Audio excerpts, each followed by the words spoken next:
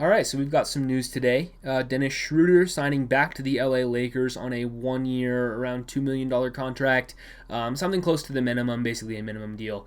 This is, I think, interesting for a lot of different reasons. This could potentially foreshadow a Russell Westbrook deal happening, maybe. I think a lot of people were waiting for that tweet to come down immediately after this news was reported, and maybe that will come within the coming days because, it doesn't take a genius to look at this Lakers roster and notice how backcourt heavy they are.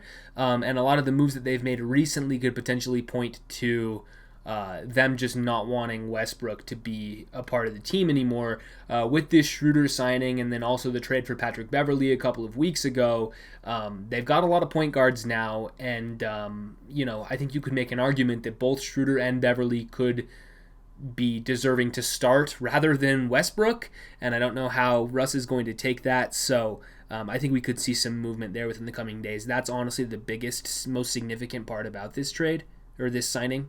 So, just looking at the Lakers roster, it's pretty clear what their starting lineup is going to look like, at least outside of the guard spots, right?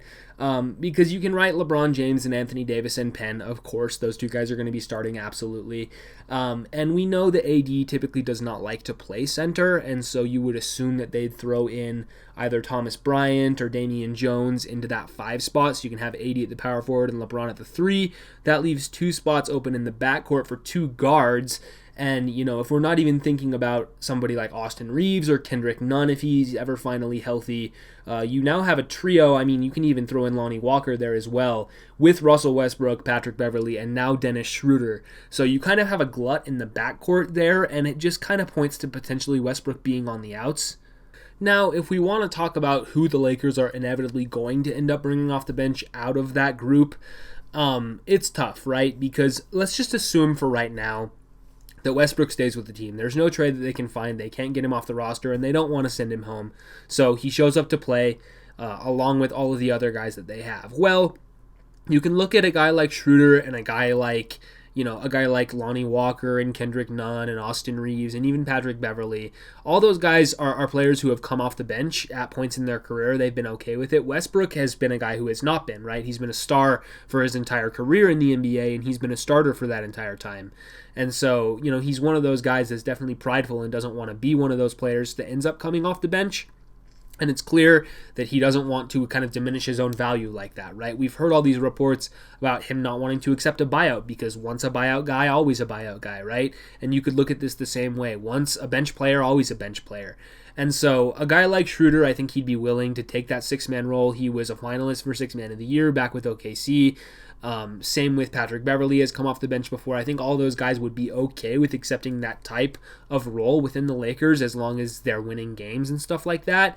Whereas Westbrook might not be willing to. And so that could be a point of contention, right, between players in the front office if maybe Westbrook is starting and they just feel like they have to start him just because he's Russell Westbrook and that name recognition in his contract, right? Even though he may not be the best option. And especially if the Lakers start losing games with Westbrook as the starter, I think a lot of the team is going to be looking up and say, hey, can we try starting Schroeder? Can we try starting Patrick Beverley?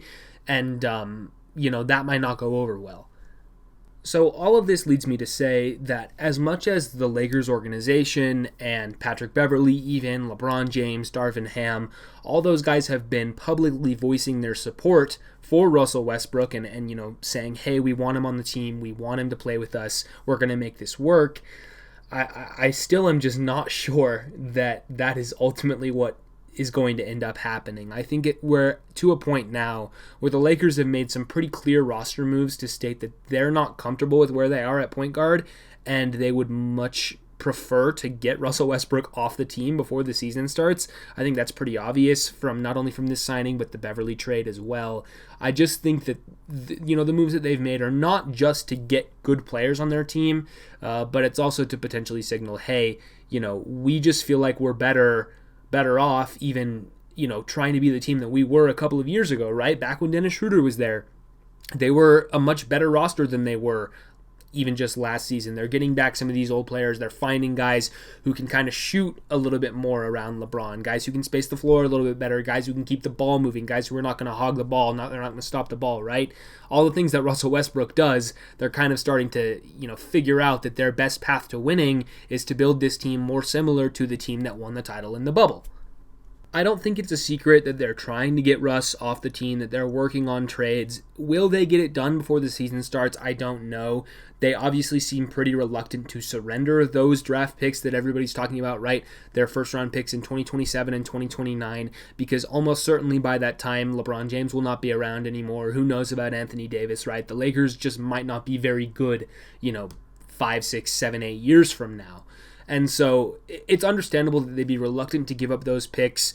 And even in doing so, just to get Russ off the team, is that worth it? Does that make them a true title contender based on what we saw from the Lakers last year? I do think that they will be better this season than they were last year.